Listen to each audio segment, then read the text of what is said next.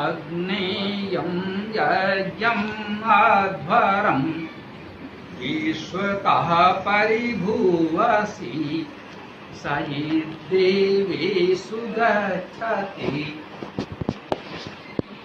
अग्नि, हे अग्नि स्वरूप परमात्मन, हे गत स्वरूप परमात्मन। यम माने जो, जिसको यज्ञम, यजन को, जिस यजन को, हे परमात्मन, जिस यजन को, इस मंत्र में उस यजन की चर्चा की जा रही है। मुख्य शब्द पहले यज्ञम आ गया, मतलब वो यजन की बात है। यजन हम लोग जान चुके हैं, तो समझ लें। यजन शब्द यज धातु से बनता है। यज का अर्थ है देव पूजा, संगतकरण, दान। देव अर्थात जिनमें कुछ दिव्यता है, एक्सेलेंस है, कुछ विशेषता है, जो हमारे लिए विशेष उपयोगी हैं, ऐसे दिव्य जनों का पूजन अर्थात सेवा सहायता करना, संगतकरण, संगठन करना, अच्छे लोगों को एकत्र करना, मिलजुल कर सामूहिक प्रयास करना, और दान अर्थात इस अच्छे कार्य के लिए अपने आय और संपत्ति का एक अंश समर्पित करना, अच्छे कार्य के लिए हमें कुछ देना। ये हो गया यजन हमारा।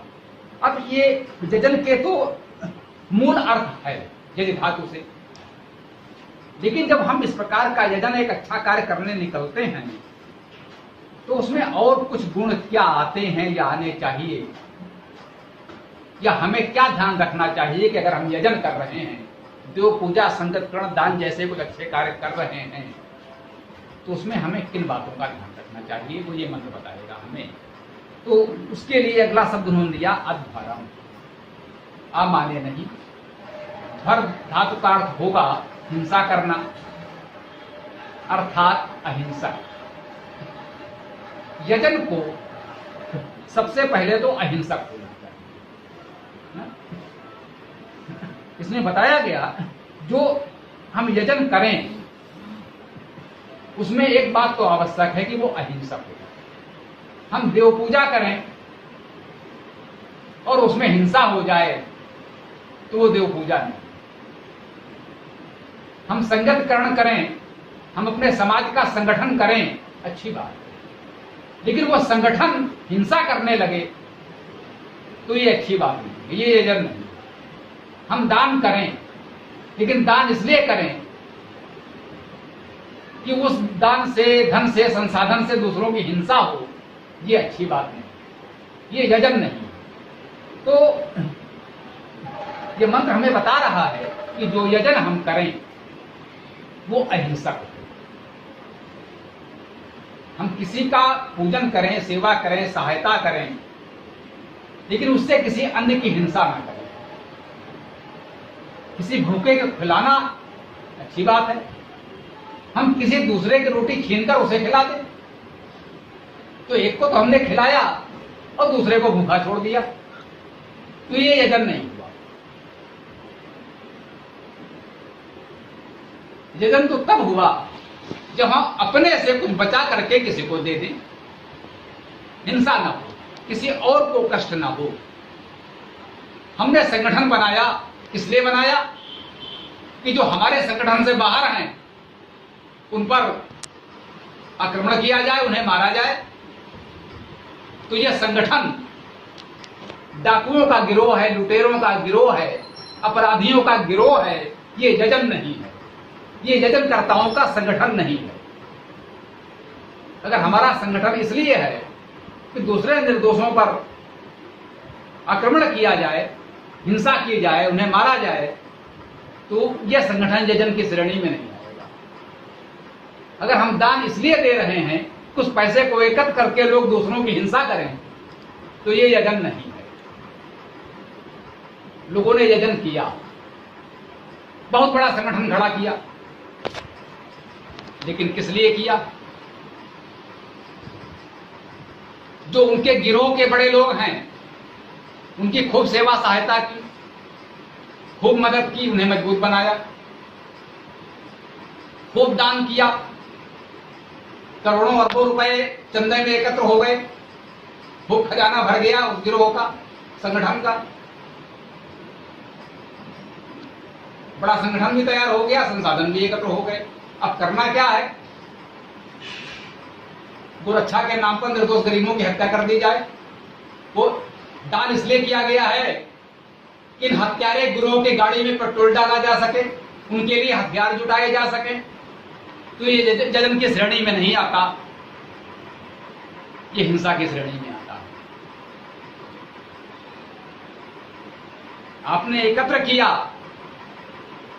अपने संसाधन अपनी क्षमता के अनुसार दे दिए, और जरूरतमंद जिनके पास नहीं है, जिनको आवश्यकता है, उनके शिक्षा के लिए, भोजन के लिए, चिकित्सा के लिए, स्वास्थ्य के लिए आपने दे दिया, ये जजन है।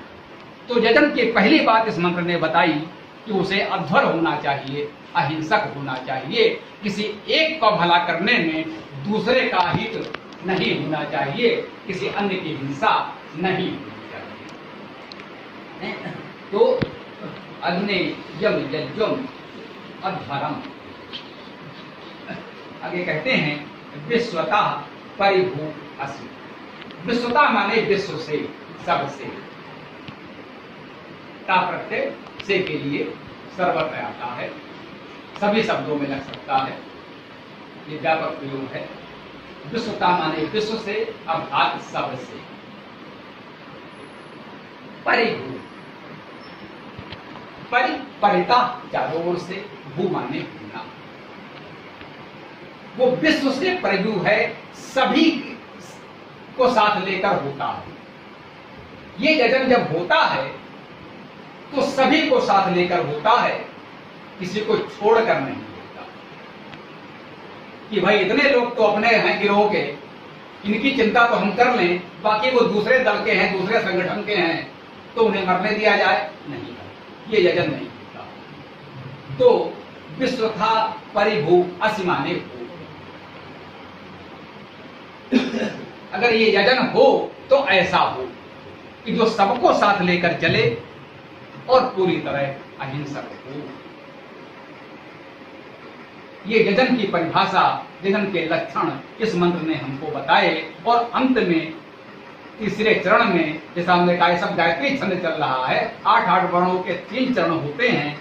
2 चरण में तो उसने बताया कि हे अग्निस्वरूप परमात्मन, ये यजन कैसा हो, ऐसे यजन में हमें आपकी सहायता चाहिए, हम ऐसा यजन करना चाहते हैं। और अगर ऐसा यजन करेंगे तो होगा क्या? साइद देवेषु गच्छति, वो कहते हैं कि वह ही जो ऐसा यजन करता है, सा माने वह, चित माने ही, देवेषु माने देवों में, गच्छति माने जाता है। जो ऐसा यजन करता है वह ही देवों में जाता है, देवों में वही जाएगा, देवों के बीच स्थान उसे मिलेगा, उसे देवत्व की प्राप्त होगी, वो देवों के बीच अपना स्थान प्राप्त कर सकेगा जो इस प्रकार का यजन करेगा।